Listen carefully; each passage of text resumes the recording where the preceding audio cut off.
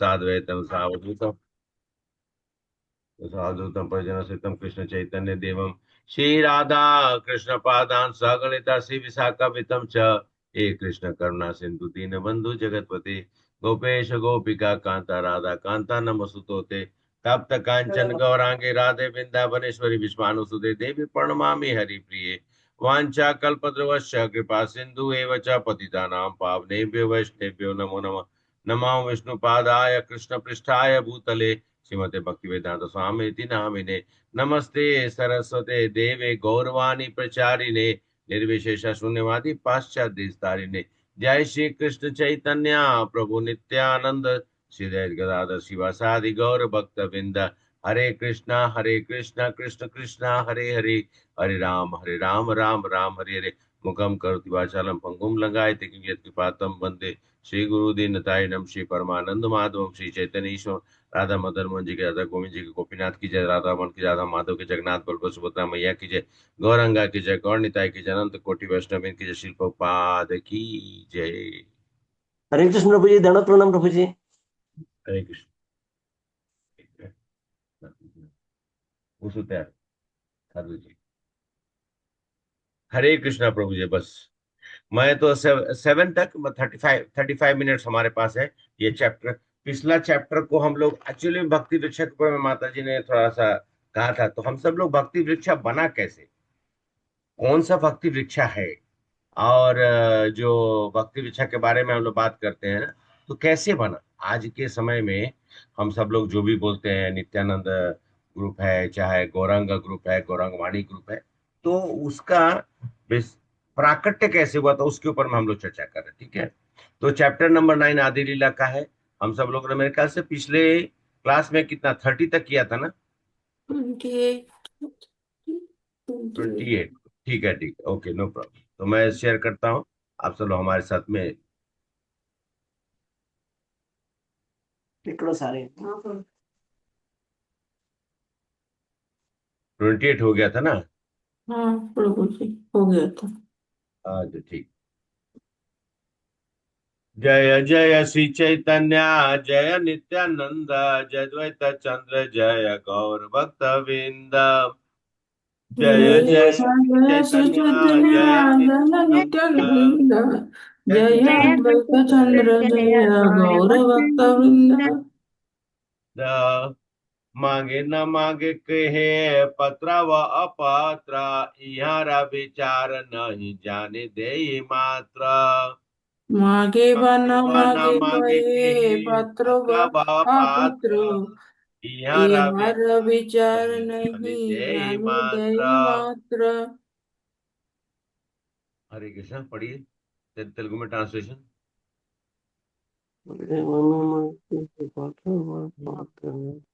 हरे कृष्णा तेलुगु में ट्रांसलेशन करिए जल्दी जल्दी, फास्ट। हम्म। हरे कृष्णा हिंदी में पढ़िए। हाँ प्रभु जी, एक मिनट पढ़िए। अनुवाद शिल प्रभुपाद के द्वारा। शिल प्रभुपाद की जय। किसने मांगा और किसने नहीं, और कौन इसे प्राप्त करने के योग्य है और कौन अयोग्य है, इन सब बातों का विचार किए बिना चैतन्य महाप्रभु ने भक्ति सेवा के फल का वितरण किया। हरे कृष्ण। हाँ, उन्होंने भक्ति सेवा का वितरण करते रहे। कौन पात्र है अपात्र है, ऐसा उन्होंने सोचा नहीं। जगाई मधाई को दिया। अरे जगाई मधाई के बारे में तो हम सब लोग कितनी कथा सुने। अरे जगाई मधाई को जगदानंद माधवानंद बना दिए, तो बाकी तो छोड़ दीजिए। अंजलि अंजलि बरे फैले चतुर्दी से, दरिद्र कूदन खाया मलकारा से। अंजलि अंजलि अंजलि अंजलि भरी भरी हरि पहले पहले चतुर्दी चतुर्देश, से, दरिद्र कुंडला खाया दरिद्र माला को का रहा खाए से। माला कर हासे। एनीबॉडी तेलुगु, तेलुगु में चलिए। परम दिव्य माली श्री चैतन्य महाप्रभु ने मुट्ठी भर भर कर फल सभी दिशाओं में बांटे, और जब गरीब भूखे लोगों ने फल खाए तो माली अत्यंत प्रसन्नता से मुस्कुराए। हरे कृष्ण। तो यहाँ पर कहने का मतलब है कि फल बांटने का मतलब क्या हुआ। फल बांटने का मतलब यह जो हरि नाम संकीर्तन दिया, चाहे वो गरीब हो चाहे भूखा हो, कहने का मतलब है कि उन लोगों को महाप्रभु ने सोचा नहीं, सबको दिए।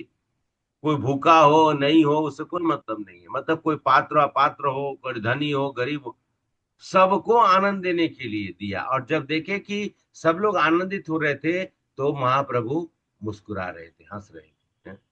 मलकार कहे सुना वृक्ष परिवार, मूला शाखा उप शाखा अति का प्रकार।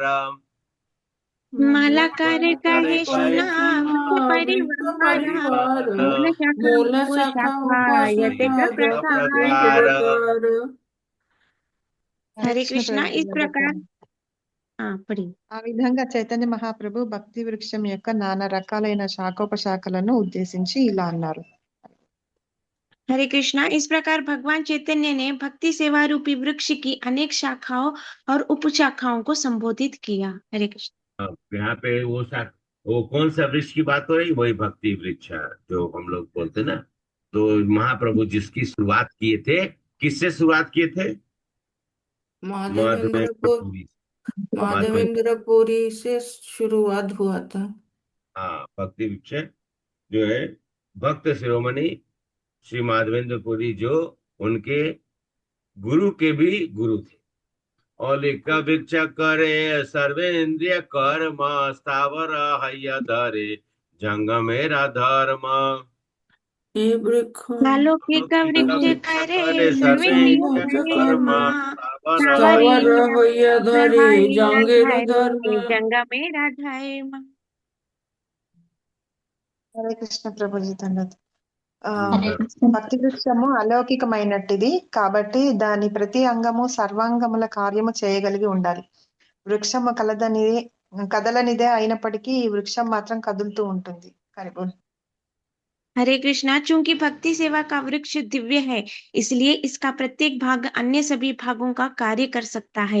यद्यपि वृक्ष को अचल माना जाता है, फिर भी वह वृक्ष गतिमान है। हरे कृष्ण।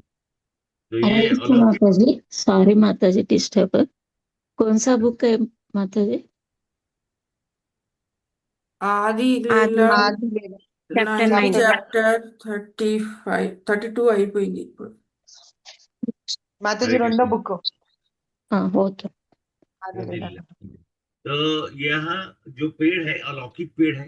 अलौकिक पेड़ का कहने का मतलब है कि यह डिजायर ट्री भी बोल सकते हैं।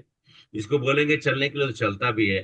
तो भक्ति विषय के बारे में कहा गया कि वो पेड़ है जो स्थावर नहीं है, वो जंग, मतलब कहीं से भी जंग मेरा धर्म, वो जहां जहां जाए वो अपना जो है। और यह पेड़ ऐसा है जिसका कि जिसका कि मूल जो है, जो जड़ है, वो भी ब्रांच का भी काम करता है, सब काम करता है, पूरे पत्ता का भी काम, सब कुछ करता है।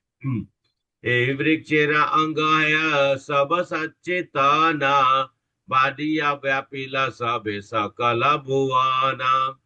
ये वृक्ष रंग है सब सब सचेतन सचेतन, बदिया बड़िया व्यापीला व्यापिला सबे सबे सकल सकल भुवन। भुवन। बढ़िया। హరే हरे కృష్ణ कृष्ण ప్రభుజీ. माता जी। ఆ, ఈ వృక్షం యొక్క సర్వాంగములు సచేతనములై ఉంటాయి. ఆ విధంగా అవి పెరుగుతూ ప్రపంచమంతటా విస్తరిస్తాయి. हरे कृष्णा, इस वृक्ष के सभी भाग आध्यात्मिक रूप से सचेत है, और इस प्रकार जैसे जैसे वे बढ़ते हैं वे पूरी दुनिया में फैल जाते हैं। हरे कृष्ण। तो ये पेड़ कैसा है? चेतना युक्त है, पूर्ण चेतना युक्त है। और ये जैसे जैसे समय आ रहा है वैसे वैसे ही बढ़ता जा रहा है, और आज भी बढ़ रहा है।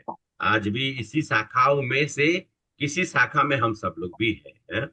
जो लोग भी, आप लोग अपने आप को बड़े भाग्यशाली मानिए कि माधवेंद्रपुरी के इस बीज के, इस फल रूपी वृक्ष का हम सब लोग भी एक पात्र, हम सब लोग उससे जुड़े हुए हैं। हम लोग कैसे जुड़े हुए हैं, इसका ना सोचकर ये भक्ति वृक्ष में से हम लोग जुड़े हुए हैं। ठीक है। अब और ये कोई बोलता है कि हमारा किसी का वृक्ष नहीं, ये वृक्ष किसका है? भक्ति वृक्ष किसका है? चैतन्य महाप्रभु का है। महाप्रभु का है। महाप्रभु ने इस वृक्ष को रोपित किया। रोपित मतलब उसको इस धराधाम में उसको लगाया है। एकम ये है ना, हाँ। एकाला माला करा आमे कहाँ कहाँ आब, एकाला वकत फल पादिया बिलाब। एकला माला कराমি कहाँ कहाँ যাবো একলা কত ফল পড়িয়া বিলাবো। హరే హరే కృష్ణ. నేను ఒకటినే తోటమాలిని.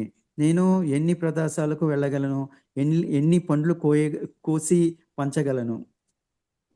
हरे कृष्णा, मैं अकेला माली हूँ, मैं कितनी जगहों पर जा सकता हूँ, मैं कितने फल तोड़कर बांट सकता हूँ। हरे कृष्ण। महाप्रभु महाप्रभु भगवान है, कहीं पे भी जा सकते, लेकिन वो बोलते हैं अरे मैं अकेले कैसे कर सकता हूँ, और मैं कैसे कैसे इस फल को तोड़ तोड़ के पहुंचा सकता हूँ। इस पेड़ का जो वृक्ष का जो जो पका हुआ फल है वो मैं कैसे डिस्ट्रीब्यूट करूं। पका हुआ फल क्या है माता जी, प्रभु जी, क्या है पका हुआ फल? भक्ति हम लोग को जो हरे प्रदान। कृष्ण। हरे कृष्ण हरे महामंत्र कृष्ण ही बोलने पका का हुआ फल है।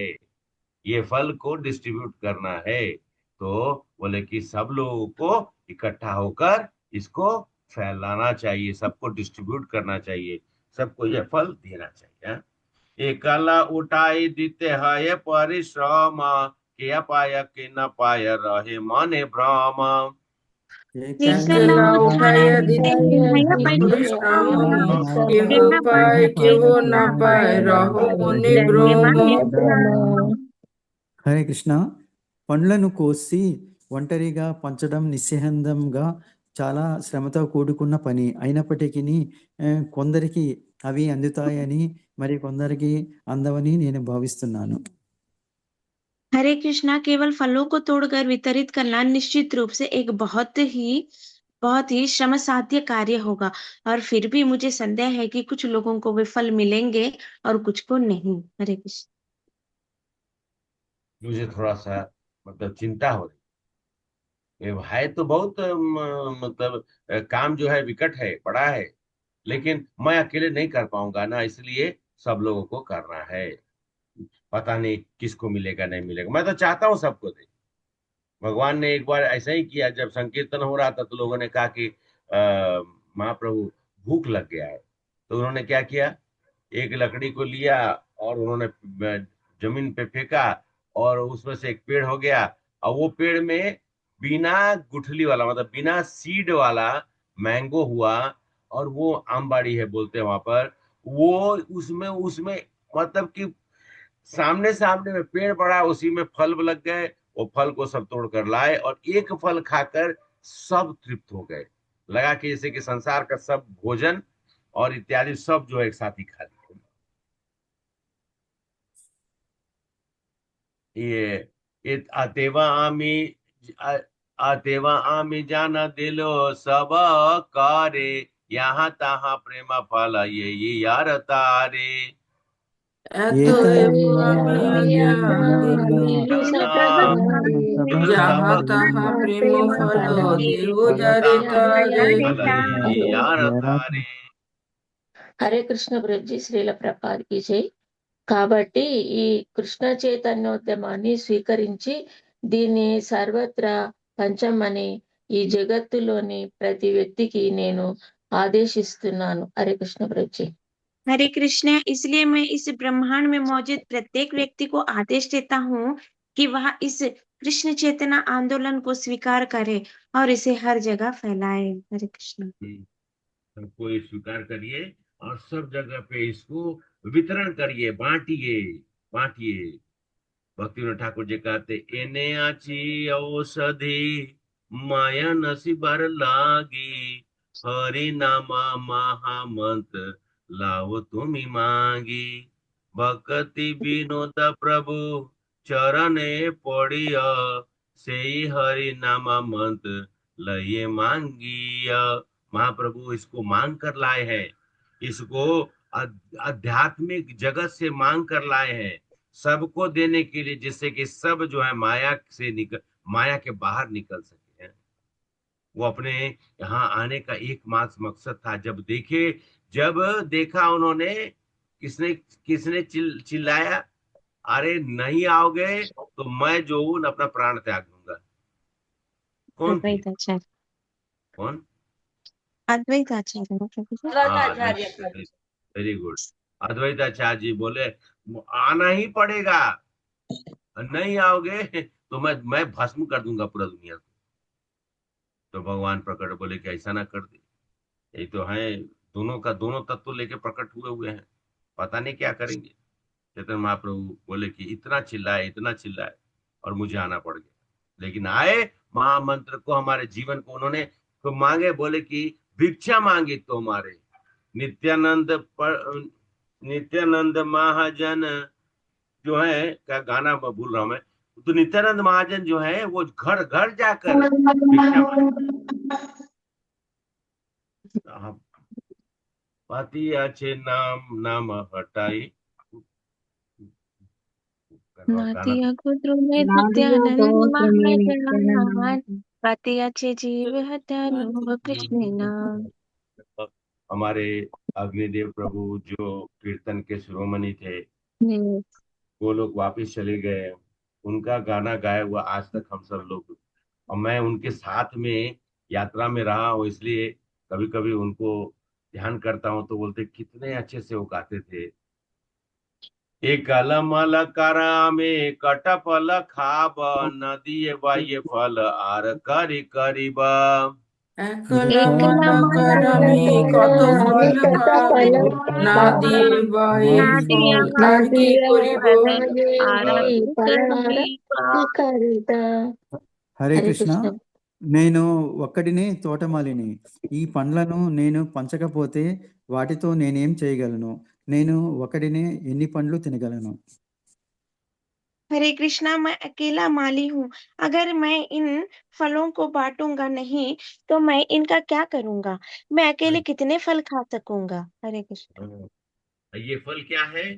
राधा रानी के प्रेम का यह फल है, कृष्ण के प्रति राधा रानी कृष्ण के प्रेम का यह फल है। मैं यह फल कितना फल खाऊंगा? इतना सारा फल है, मैं कैसे खाऊंगा? इसीलिए यह फल जो है मुझे सबको डिस्ट्रीब्यूट करना है।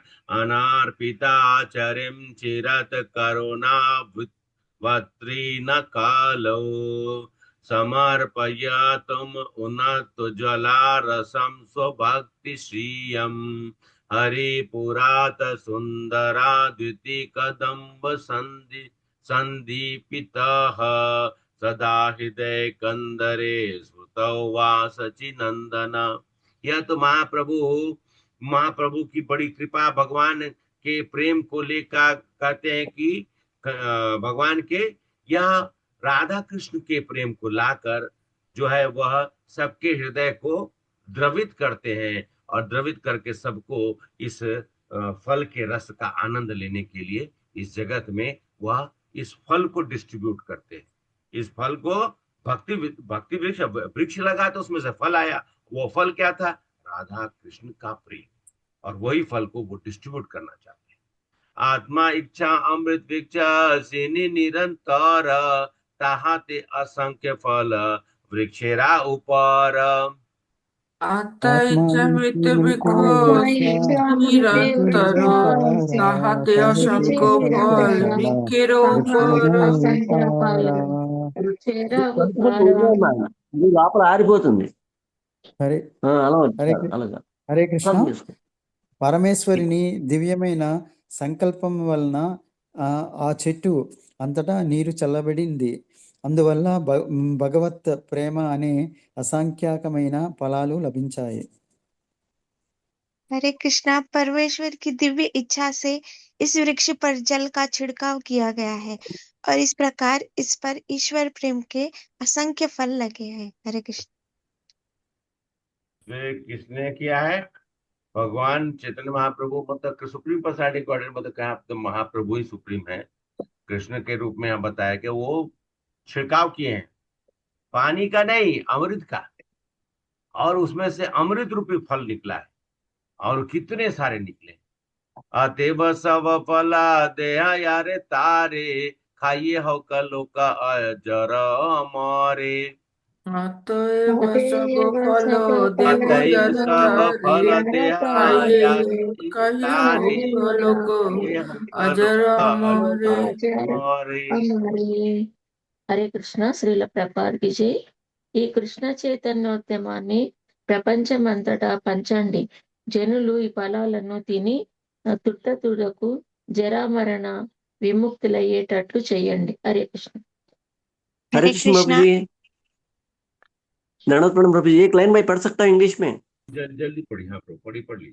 Distribute this Krishna consciousness movement all over the world. Let people eat these fruits and ultimately become free from old age and death. हरे कृष्ण। धन्यवाद प्रभु जी। हरे कृष्णा। इस कृष्ण चेतना आंदोलन को पूरे विश्व में फैलाओ, लोगों को इन फलों का सेवन करने दो और अंततः बुढ़ापे और मृत्यु से मुक्ति प्राप्त करने दो। हरे कृष्ण। मृत्यु नहीं, जन्म मृत्यु जरा व्याधि के चक्र से निकालिए भगवान को। भगवान ने कहा मेरे जितने भी अनुयायी रहेंगे यह हरे कृष्ण महामंत्र को यह पूरे जग में वितरण करें और पूरे जग के भलाई के लिए, पूरे मानव समाज के भलाई के लिए, यहाँ तक कि क्योंकि यहाँ तक कि जानवरों के भलाई के लिए भी उन्होंने ये किया। जिन्होंने भी संकीर्तन सुना वह कहते थे कि हर व्यक्ति यहाँ तक कि हरिदास ठाकुर जी जब संकीर्तन करते हुए घूमते थे तो कहते हैं कि हरे कृष्ण महामंत्र में इतनी शक्ति है कि अगर जोर से वो गाया जाए तो सबका बेनिफिट होता है, न कि मनुष्य का ही नहीं, यहाँ तक कि नीचे की जो प्रजाति होती है उसकी भी। प्रजाति मतलब कहने का मतलब कि जानवर हैं, ये वो पेड़ पौधे। अरे आपने तो देखा झारखंड के जंगलों में महाप्रभु के साथ में सब नृत्य कर रहे थे। ये प्रूव करने के लिए है कि महाप्रभु गाए तो सब कोई, हरे कृष्ण महामंत्र है तो शेर भी डांस कर रहा है, सांप भी, विलोम जानवर सब। जगत व्यापी मोरा है पुण्य ख्याति, सुखा है लोक मोरा गाहिबे के कीर्ति। जगत व्यापी मोरा हवे लोके मोरे కీర్తి. హరే కృష్ణ శ్రీల ప్రభుపాదికి జై. ఫలాలను ప్రపంచమంతటా పంచితే పుణ్యాత్మునిగా నా ఖ్యాతి సర్వత్రా సుప్రసిద్ధమవుతుంది. ఈ విధంగా జనులందరూ పరమానందంతో నా నామాన్ని కీర్తిస్తారు. హరే కృష్ణ ప్రభు. हरे कृष्णा। यदि फल पूरे विश्व में वितरित किया जाए तो एक धर्मनिष्ठ व्यक्ति के रूप में मेरी प्रतिष्ठा सर्वत्र ज्ञात हो जाएगी और इस प्रकार सभी लोग बड़े हर्ष के साथ मेरा नाम का गुणगान करेंगे। हरे कृष्ण। ये जो है सर्वत्र, अगर तो मेरी, भगवान कहते कि मेरे नाम का जो है आनंद सभी को प्राप्त होगा। यह कृष्ण महामंत्र संकीर्तन आंदोलन जो हम सब लोग की चेतना को आनंदित करते रहता है, वही बात है कि सबके लिए होगा, सबको आनंद होगा। कहते हैं भारत भूमि ते हैला मनुष्य जन्म यारा, जन्म सार्थक करी कर पर उपकार। भारत भूमि हईल मनुष्य जन्म यारो, जन्म सार्थक करी करो పరోపకార. హరే కృష్ణ. భారతదేశం అనే భూమిలో మానవునిగా జన్మించిన వాడు తన జీవితాన్ని సఫలం చేసుకొని తోటి ప్రజలందరి ప్రయోజనం కోసం కృషి చేయాలి. हरे कृष्णा। హరే కృష్ణ. ఎన్నో అధ్యాయం ప్రభుజీ? ఆదిలీల 941. ఆదిలీల 941. हरे कृष्णा। भारतवर्ष की भूमि में मनुष्य के रूप में जन्म लेने वाले व्यक्ति को अपना जीवन सफल बनाना चाहिए और सभी लोगों के कल्याण के लिए काम करना चाहिए। हरे कृष्ण। 9th chapter 41 श्लोका माता जी पूरा 41 है। भारतवर्ष में जिनका जन्म हुआ, भारत भूमि ते हैले मनुष्य जन्म यारा, जन्म सार्थक करी कर पर उपकार। जो भी आप सब लोग बड़े भाग्यशाली हैं। ये आज के, हरे कृष्णा, आवाज नहीं सुनाई दे रही है? आ रही है आ रही है ना? आ रही प्रभु। आ रहे हाँ, आ रहा एक्चुअली है। मैंने क्या आप लोग का जो आवाज है ना, मेरे लैपटॉप से मेरी आवाज आ रही होगी शायद, यहाँ पे पता नहीं, मुझे रिसीव करने में दिक्कत हो रही है। कोई बात नहीं है। आप थोड़ा सब लोग मत, वाइब्रेशन। हाँ ठीक है, आप सब लोग ये मत सोचिए कि आजकल का जो जनरेशन है और आजकल के जो लोग हैं जिनको ये नहीं समझ में आ रहा है कि कितने भाग्यशाली थे कि उनका जन्म यहाँ हुआ। अरे पैसा और धन दौलत से आप लोग जीवन जिएगा, सब रह जाएगा यहीं पे, सब यहीं रह जाएगा। कोला बेचा सीधर चले गए भगवान के पास, कोला बेचा सीधर भगवान के पास गए, उनके उनका घर में वो कहते थे कि हमारा घर के अंदर में वो उनका उनके पास एक ही धोती था, एक ही धोती था, और बेचारे कैसे भी करके, और एक अंग वस्त्र था। आप सोचिए, उन्होंने पूरा जीवन अपना एक एक ही धोती में गुजार दिया, उसमें भी बहुत सारे छेद थे। तो कोई उनसे पूछता था तो कि अरे इतना सारा, तो बोलता है कि ना, वो एयर कंडीशनिंग होते रहता है, नो प्रॉब्लम, आप तो कम से कम मांग लो। नहीं नहीं नहीं, ठीक है, हवा आते जाता है। और उनका घर में भी छेद था, तो बोलते थे कि घर के अंदर में भी ना हवा आते रहता है, इसलिए छेद है। बताइए, अरे हम सब लोग के पास इतना धन होता है, मेरे पास हो चाहे आपके पास हो, सबके पास, वो व्यक्ति खाली कोला, कोला मतलब केला पत्ते को बेचते थे। वो बंगाल में कहा जाता है कि वो सबसे मतलब बेकार बिजनेस है, सबसे बेकार बिजनेस, क्योंकि उसमें, क्योंकि हर घर में केला होता है, बंगाल के हर घर में, यहाँ तक कि बिहार हो चाहे उड़ीसा उड़ीसा सब, हम सब लोग केला का तो पेड़ लगाते ही लगाते। हम तो, मेरे फादर मदर तो अभी शहर में, तो भी 2 केला का पेड़ है, उसमें से केला फट निकलता ही है, हैं? और ऐसा है कि केला को एक को हटा दीजिए, फिर दूसरा केला निकलेगा, फिर उसमें से निकलेगा। तो ये भी कितना पैसा आता होगा? 50% पैसा जो है वो जो है गंगा मैया का सेवा में दे देते थे। हम सब लोग के लिए तो हमारे हिज होले जयप्रकाश सिंह महाराज ने कहा कि आप सब लोगों ने, बीच में अभी महाराज का एक था कि हमारे भक्तों को 11% जो है कम से कम अपने सैलरी का जरूर भगवान के नाम का वितरण करने में उसका सहयोग करना चाहिए। कितने कर पाते हैं हम सब लोगों में से? और वो व्यक्ति 50% से ज्यादा खर्च कर देते थे अपने ऊपर, उनको भोजन भी ठीक से होता था, क्योंकि वह भगवान के ऊपर में आश्रित थे। वह पूर्णतः भगवान, जो व्यक्ति भगवान के ऊपर में आश्रित होता है उसी को सन्यासी कहा जाता है। हमको भोजन मिलेगा नहीं मिलेगा उसे कोई फर्क नहीं पड़ता है।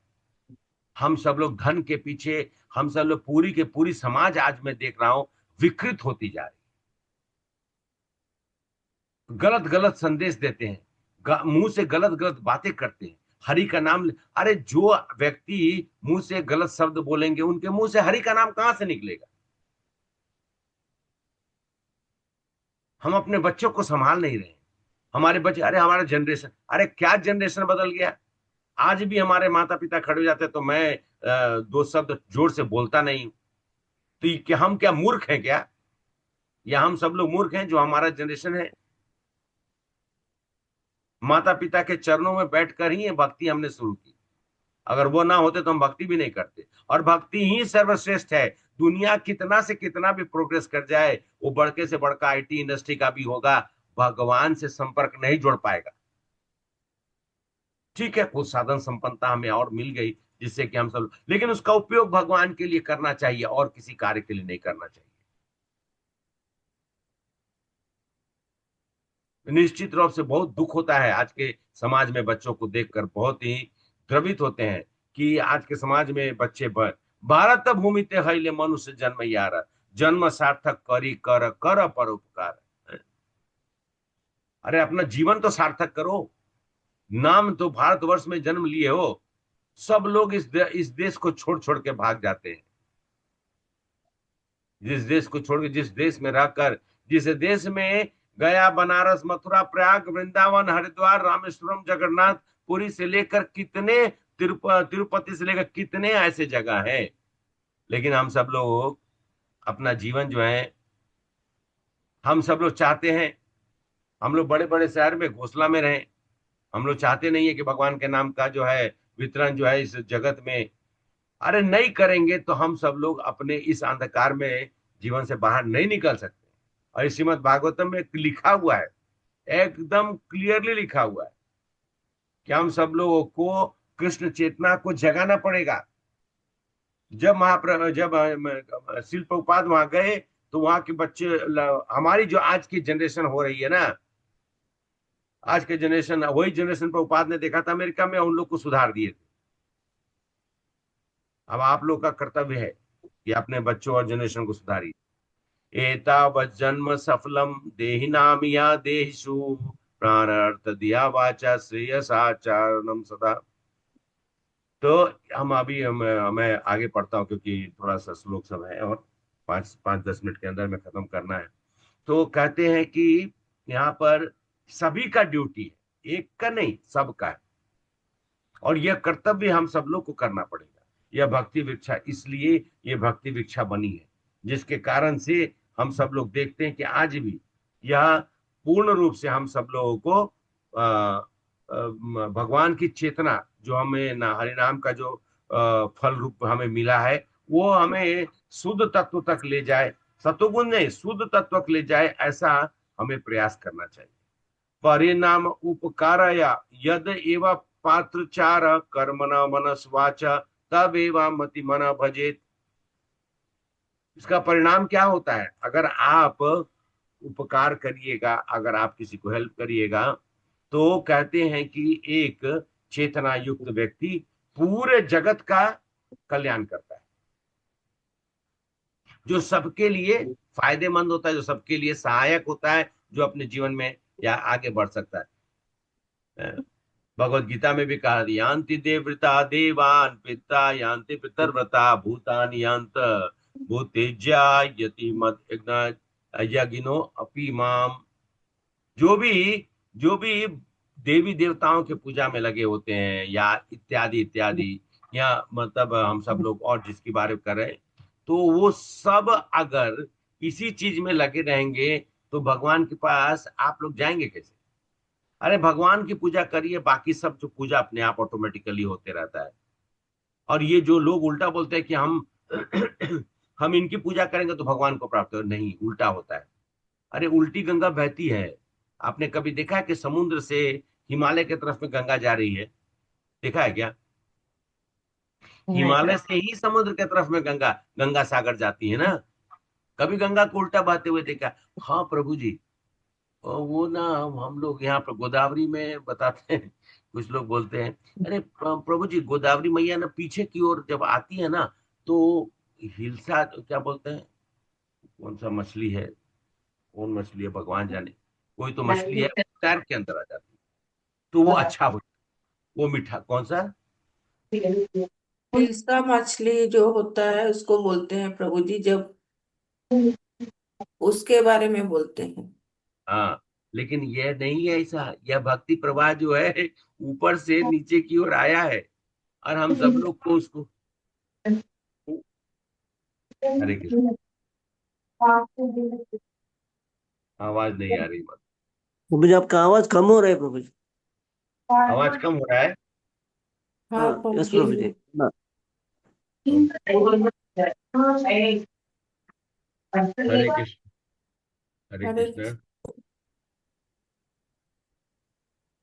हरे कृष्ण। प्रभु जी आप कंटिन्यू करिए। प्रभु कोई बात कर रहा था, आवाज आ रही मैंने है? म्यूट नहीं? कर दिया। आ रही है, आ रही है अच्छा, प्रभु ओके, जी। अच्छा ठीक है। तो कहा गया कि हमें, अरे अरे कहाँ पर हमें मिला मनुष्य जीवन, कहाँ पशु जीवन हम लोग जी रहे हैं? हम लोग और नीचे की ओर चले जा रहे हैं क्या? ये करना है, ऐसा करना चाहिए। मली मनुष्य अमर नहीं राज्य धन फल फूल दिया करे पुण्य उपार्जन। पढ़िए, मली मनुष्य अमर नहीं राज्य धन फल फूल दिया करे पुण्य उपार्जन।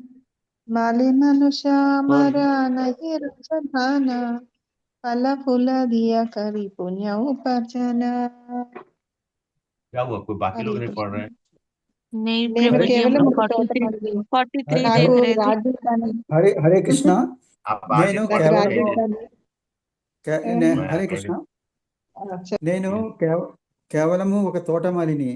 నా రాజ్యం గాని గొప్ప సంపదలు గాని లేవు. నా జీవితంలో పుణ్యాన్ని సాధించడానికి ఉపయోగించుకోవాలనే కొన్ని పండ్లు, పువ్వులు మాత్రమే నా దగ్గర ఉన్నాయి. हरे कृष्णा। मैं तो बस एक माली हूँ, मेरे पास ना तो कोई राज्य है और ना ही बहुत धन दौलत। मेरे पास बस एक फल और फूल है जिसका उपयोग मैं अपने जीवन में पुण्य प्राप्त करने के लिए करना चाहता हूँ। हरे कृष्ण। मुझे तो ना महाप्रभु बोलते हैं, मैं तो क्या गरीब हूँ, मेरे पास तो ना कोई राजपाट है, ना मेरे पास कुछ है। वो सन्यासी है ना, बस मेरे पास यही फल फूल है जिससे कि मैं सबके जीवन में जो है पाइटी का मतलब होता है भगवान की सुकृति, पुण्य जो है वो देना चाहता हूँ। भक्ति रसामृत सिंधु में भी श्रील गोस्वामी बोलते हैं, हम सब लोग को भगवत गीता में भी बोला गया है। ये भक्ति का जो मार्ग है ना, बड़ा सुंदर मार्ग, अति सुंदर। इसमें हम हर तरह की चेतना से जो है ना परे होकर, युक्त होकर, मुक्त होकर जीवन का सर्वश्रेष्ठ आनंद को प्राप्त कर सकते। कुछ का आपको चिंता करना नहीं, ये ऐसा जीवन है। लेकिन कहने का मतलब यह है कि अपने कर्तव्य का निर्वाह तो करते हुए हम सब लोग को ये काम तो करना पड़ेगा। और ऐसे नहीं हो बैठे बैठे नहीं, भजन भजन कीर्तन मिले, कहते नहीं कि ऐसे नहीं मिलने वाला है कि हम किसी दिन में सोच रहे हैं कि हमको भजन कीर्तन मिल जाए। अरे उसके लिए हमें स्वीकार करना पड़ेगा, हमें हमें प्राप्त करने के लिए हमें भगवान के द्वारा यह जो फल है उसको, भाई फल को काट कर खाने के लिए प्रयास तो करनी पड़ेगी नहीं। बिना बिना फ्रूट मिल गया, उसको सोचेगा ठीक है महाप्रभु ने तो अपने भक्त तो महाप्रभु थे तो उनके अनुयायी को तो उन्होंने सीधा फल दे दिया, भाई ठीक है खाओ। वो लोग तो ऐसे ही उन लोग खा लिए। हम सब लोग को तो थोड़ी मेहनत करनी पड़ेगी। ठीक है, अभी मुझे थोड़ा सा मैं अनुपमा को छोड़ने जाना है, तो आप सब लोग कल हम लोग इसको कंप्लीट कर लेंगे। हरे कृष्णा। मुझे लगता है फिर अनस्टेबल हो रहा है। और भक्ति दीक्षा का जो भी हम सब लोगों ने और प्रयास किया है, नित्यानंद जी का एक आध चैप्टर और है, थोड़ा सा और उसके ऊपर में थोड़ा डिटेल्स में हम लोग देख करके कौन कौन हुए, कैसे कैसे प्रचार हुआ, कौन कौन उस भक्ति दीक्षा के पार्ट थे, हम लोग करेंगे। ठीक है, एक दो और उसके बाद फिर डिसाइड करते हैं कि आगे हम सब लोग को क्या करना है। माता जी ने कल, पद्मिनी माता जी बोले प्रभु जी क्या करिएगा, हम बोले जो आपने कहा था उसी को हम लोग कंटिन्यू करते हैं। थोड़ा भक्ति वृक्ष के बारे में हम सब लोग को मालूम चलेगा कि हमारा भक्ति वृक्ष कितना कितना मजबूत है, कैसे कैसे कैसे लोग थे जिन्होंने आकर इस भक्ति वृक्ष को आगे बढ़ाया है। ठीक है, हरे कृष्णा। हरे कृष्ण प्रभु जी, धन्यवाद प्रभु जी। थैंक यू प्रभु जी, धन्यवाद। हरे कृष्ण प्रभु जी, प्रभु जी, दंडवत प्रणाम। प्रणाम। थैंक यू प्रभु जी। धन्यवाद, हरे थैंक यू माता प्रभु। जी, हरे कृष्णा। प्रणाम प्रभु जी, थैंक यू प्रभु आप जी। सब हरे कृष्णा। भारतवर्ष की जब नाम, हरे हरे कृष्णा। हैदराबाद आ गए प्रभु जी। नहीं, आना पॉसिबल नहीं हो पा रहा, कारण कि यहाँ पे मंदिर में सेवा है। अभी मैं अनुपमा को छोड़कर फिर मंदिर भागूंगा, तो यहाँ का भी क्योंकि तैयारी चल रही है जन्माष्टमी के लिए, तो उस वजह से नहीं आ पाएंगे। लेकिन हाँ, जन्माष्टमी के बाद, जन्माष्टमी मतलब 6 तारीख को जो है मैं उपगुड़ा में जरूर रहूंगा। मतलब सुबह में आएंगे, फिर शाम को मैं वापस चला आऊंगा। गोवर्धन प्रभु कल रिक्वेस्ट कर रहे थे कि बोल रहे थे प्रभु आ जाइए, हम बोले ठीक है। तो सुबह पहुंचेंगे, आप सब लोग के साथ में जन्माष्टमी मनाएंगे उपगुड़ा में, और फिर शाम को वापस चले आएंगे। यात्रा पे आ रहे हैं प्रभु जी, यात्रा का माता जी अभी तक मतलब कुछ प्रयोजन है, लेकिन अब आगे देखता हूँ माता जी, क्योंकि बहुत सारा आगे बहुत सारा मेरे लिए कार्य भी मतलब है, पेंडिंग काम सब है। इसलिए मैं तो आप लोग जा रहे हैं? हाँ प्रभु जी, सोच तो रहे हैं, पता नहीं। सोच रहे नहीं, सोचना है तो सोच लीजिए, नहीं तो फिर टिकट मिलना मुश्किल होगा। नहीं प्रभु जी, जाना तो चाहते हैं, लेकिन लास्ट मिनट तक क्या होता है वही पता नहीं है। हेल्थ कैसा रहता है? हालत क्या, तबीयत ठीक नहीं है? आज ही बचे हैं। हाँ प्रभु। हैं? मैं भी अभी तक सोच में हूँ, मैं भी अभी तक सोच में हूँ प्रभु जी। तो जाने का तो बहुत इच्छा माता जी है। की हेल्थ के बारे में सोच रहा हूँ। नहीं, माता जी के लिए तो प्रभु क्या है ना, माता जी अपने नैहर बोलते हैं हम लोग की तरफ में, माता जी का तो घर है वहाँ एक्चुअली, एकदम चैतन्य महाप्रभु की लीलाओं का के बीच में इनका जन्म स्थली है। तो माता जी के लिए तो कटवा के पास ही है, जहाँ पर महाप्रभु को संन्यास दीक्षा मिली थी, केशव भारती जी ने उनको दिया था। तो इसलिए इनको तो एक इनका विशेष लगाव भी है। और आप सब हाँ लोग तो, हम सब लोग जो है हमारे महाप्रभु को दर्शन करने के लिए जाना चाहते हैं। मुझे तो खाली बोलने से मन करता है कि मैं कूद यहाँ से हनुमान जी बन जाए, यहाँ से उछले कूद के सीधा वहां पे मायापुर पहुंच जाए लेकिन ऐसा तो है नहीं, पॉसिबल नहीं है। मन को फेंक देते हैं वहीं पे। एक बार जो वहां जाता है ना, मैं बोल नहीं सकता हूँ, क्या बोल, बस प्रभु जी, आप वही सब का। देख लिए उधर? पूरा अग्रदीप वो सब गए थे क्या? नित्यानंद प्रभु जी के जन्मस्थल ये सब देख लिए क्या आप? माता जी एक चक्र खाली नहीं गया हूँ, और बाकी तो खैर नहीं। हाँ, शांतिपुर भी हम बीच से हैं, लेकिन ठीक से ये मैं चाहता हूँ वहां पे जाकर ना थोड़ा एक दिन, मतलब कम से कम तो एटलीस्ट हाँ, 2-4 घंटा रुके, वहां पर से घूमे, और अद्वैताचार्य जी के चरणों का जहां जहां पर रज पड़ा वो उसमें थोड़ा कालना, सा। कालना में भी है ना, अंबिका कालना में भी कुछ कुछ है ना, हम लोग पढ़े थे ना प्रभु हाँ, जी। हाँ, शांतिपुर में भी तो अभी बन गया है, अच्छा ही बना हुआ है मंदिर। और एक चक्र में है, ये दोनों जगह नहीं गए हैं। लेकिन हम चाहते हैं कि अगले, क्योंकि हम लोग जाते हैं ना तो महाप्रभु के पास ही हम लोग फंस जाते हैं बस। महाप्रभु को छोड़ के कहीं जा ही नहीं पाते। तो ठीक है, ठीक है, आप लोग कर लीजिए, माता जी थोड़ा सुना देंगे, कल फिर बाकी करते हैं। ठीक है, हरे कृष्णा। और भारतवर्ष की वैसे तो हम लोग हमेशा स्वाधीन थे, लेकिन पराधीन पता नहीं किसने बना दिया। लेकिन आप सब लोग को जो मनाते हैं, तो स्वतंत्रता दिवस की आपको ढेर सारी शुभकामनाएं।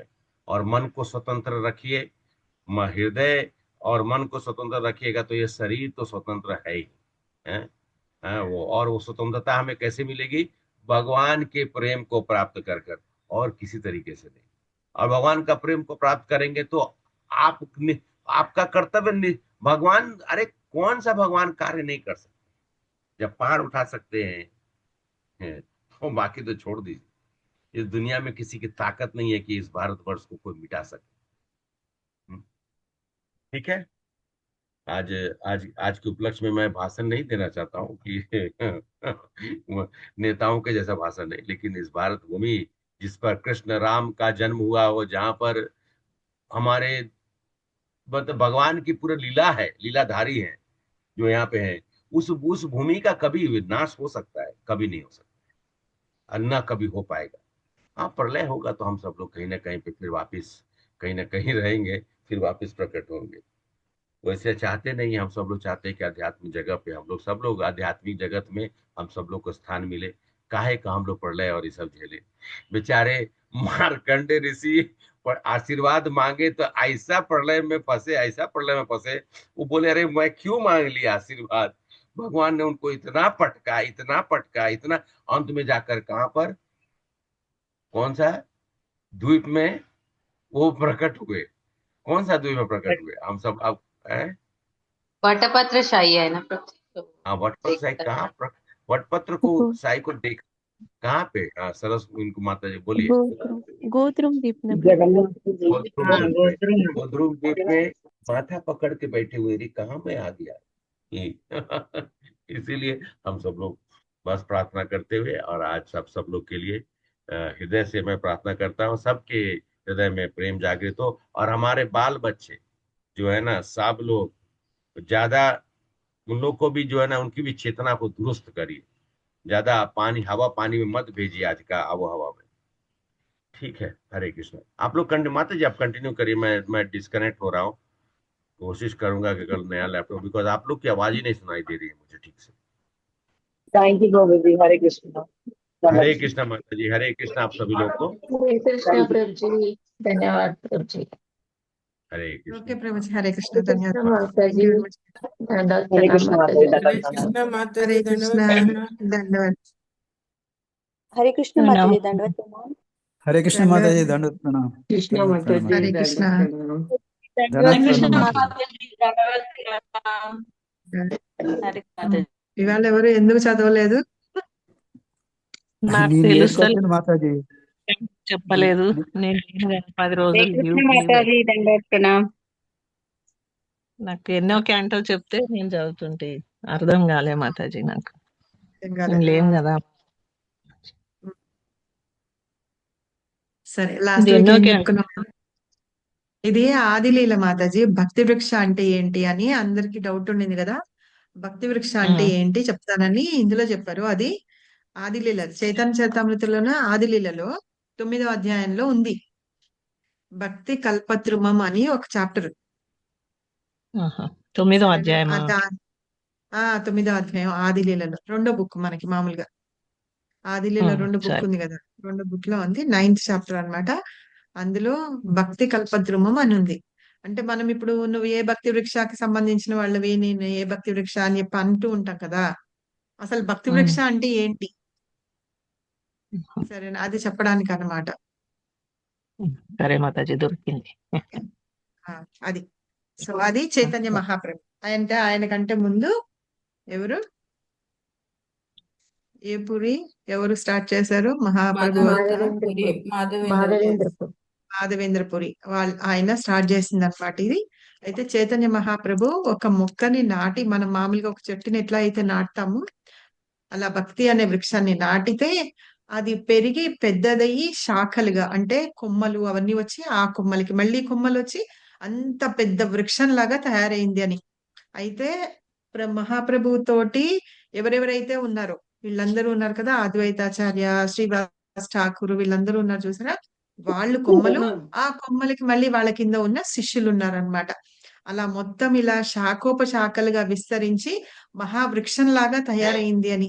ఈ వృక్షం ఏంటంటే ఒక చెట్టు మామూలు ఒక చోట ఉండిపోతుంది, కానీ ఈ చెట్టు ఒక చోట ఉండదన్నమాట. అలా ఎందుకు ఉండదు అంటే వాళ్ళు అలా వెళ్ళి మళ్ళీ ప్రచారం చేస్తూ ఉంటారు అన్ని చోట్ల. అది అన్నమాట. అలాగా మనందరం మహాప్రభు కిందకే వస్తాము. కాకపోతే ఏంటంటే మనం ఎవరి ద్వారా ఉన్నాము, ఎవరితో నేర్చుకుంటున్నాము అది అన్నమాట. అది భక్తి వృక్ష అంటే అది చెప్పడానికి ప్రభు ఇందులో ఇది చేస్తున్నారు. ఓకే, సో లాస్ట్ వీక్ ఏం చెప్పుకున్నాం ఎవరికన్నా గుర్తుందా?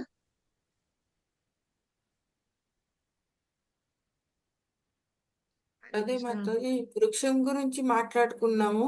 మెయిన్ వృక్షం ఏదైతే ఉందో ఫస్ట్ బీజం నాటించారు అది ఎవరంటే మాధవేంద్రపురి. సీడ్ ఏదైతే ఉందో అది మాధవేంద్రపురి దగ్గర నుంచి వచ్చింది. దాని తర్వాత మెయిన్ ట్రంక్ గా మారి Chaitanya Mahaprabhu the main trunk. దాని తర్వాత మెయిన్ రూట్స్ అది పరమానందపురి. ఇంకా వీళ్ళందరూ చాలా మంది ఉన్నారు, కేశవభారతి, బ్రహ్మానందపురి, వీళ్ళందరూ రూట్స్. దాని తర్వాత ఈ రూట్స్ నుంచి ట్రంక్స్ వస్తాయి, దానికి మళ్ళీ బ్రాంచెస్, ఉప బ్రాంచెస్ అంటే శాఖ ఉపశాఖ అంటే బ్రాంచెస్ అండ్ సబ్ బ్రాంచెస్ గా డివైడ్ అవుతుంది అని చెప్పారు. దానికి ఒక్కొక్క సబ్ బ్రాంచ్ కి ఒక్కొక్కళ్ళు హెడ్ ఉంటారు. అట్లా వృక్షం పెద్దగా అవుతా పోతుంది అని చదివాము మాతాజీ. ఓకే, అయితే మనము ఏం చెప్పుకున్నాం అంటే మాధవేంద్రపురి, ఈశ్వరపురి, వీళ్ళందరూ ఎవరెవరైతే ఉన్నారో వాళ్ళు ఆ చెట్టుకి వేళ్ళు ఉంటాయి కదా. ఆ వేళ్ళు ఎప్పుడైతే చెట్టుకి వేళ్ళు స్ట్రాంగ్ గా ఉంటాయో, పట్టుకొని బలంగా ఉంటాయో, అప్పుడు ఆ చెట్టు ఇంకా స్ట్రాంగ్ గా ఉంటుంది అనమాట. వీళ్ళందరూ కూడా వాటి యొక్క వేళ్ళు అని చెప్పారు. తర్వాత చైతన్య మహాప్రభు ఒక వృక్షం లాగా ఉండి, ఇప్పుడు మనం ఫాలో అవుతున్న ఈ ఇస్కాన్ ఏదైతే ఉందో, కృష్ణ చైతన్య సంఘం ఏదైతే ఉందో, అది ఈ చైతన్య వృక్షంలో ఒక శాఖ అన్నమాట. అలాగా అని చెప్పి చెప్తున్నారు. సో ఇది ఆ వృక్షాన్ని యొక్క వర్ణన చెప్తూ ఉన్నారు.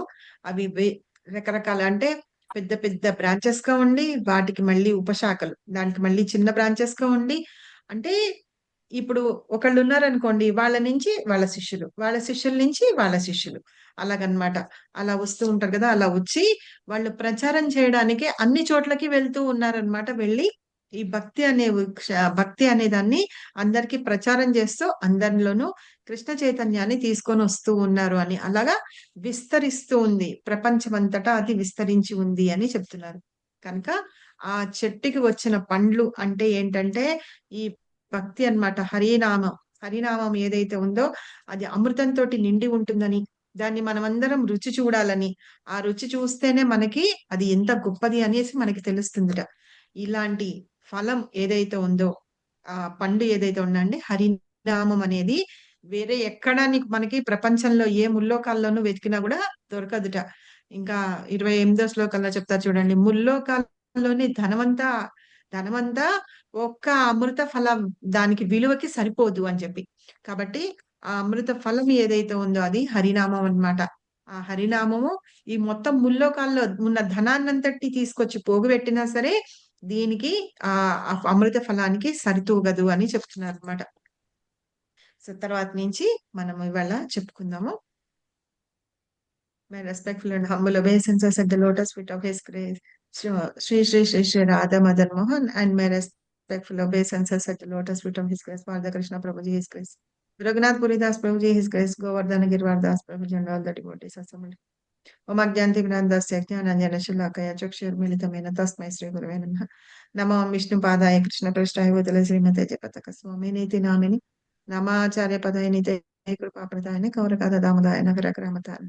नमो विष्णुपादाय कृष्ण पृष्ठाय भूतले श्रीमते भक्ति वेदांत स्वामी नीति नामिने नमस्ते सारस्वती देवी गौरवाणी प्रचारिणे निर्विशेष शून्यवद पाश्चात्य देशधारि जय श्री कृष्ण चैतन्य प्रभु नित्यानंद श्री अद्वैत गदाधर श्रीवासादि गौरभक्त हरे कृष्ण कृष्ण कृष्ण हरे हरे हरे राम राम राम हरे हरे जगन्नाथ बलदेव सुभद्रा मैया की जय गौर निताई की जय नरसिंहदेव भगवान की जय निताई गौर सीताराम मूकं करोति वाचालं पंगुं लंघयते गिरिं यत्कृपातमहं वन्दे श्रीगुरुं जयतारकं परमानन्दमाधवं श्री चैतन्यं जय जय श्री चैतन्य जय नित्यानंद जय अद्वैत चंद्र जय गौर भक्तवृंद जय जय श्री चैतन्य जय नित्यानंद जय अद्वैत चंद्र जय गौर भक्तवृंद जय जय श्री चैतन्य जय नित्यानंद जय अद्वैत चंद्र जय गौर भक्तवृंद.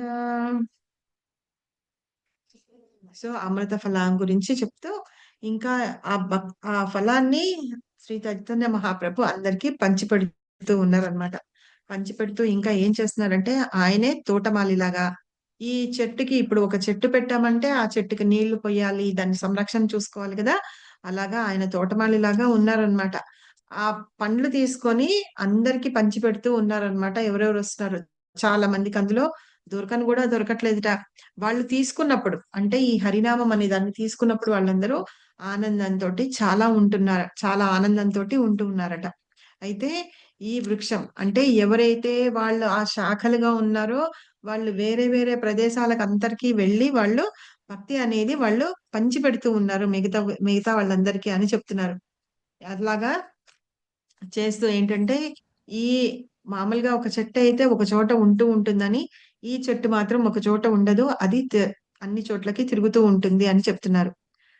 అంటే సర్వ అంగాలు సచేతనములు అంటే ఈ చెట్టుకి ఉన్న అంగాలు ఏవేవైతే ఉన్నాయో కొమ్మలు అవి అంటున్నాను చూసారా, అవన్నీ చేతన కలిగే ఉంటాయి అని చెప్పేసి ఇవి ప్రపంచమంతటా విస్తరించి ఉన్నాయి.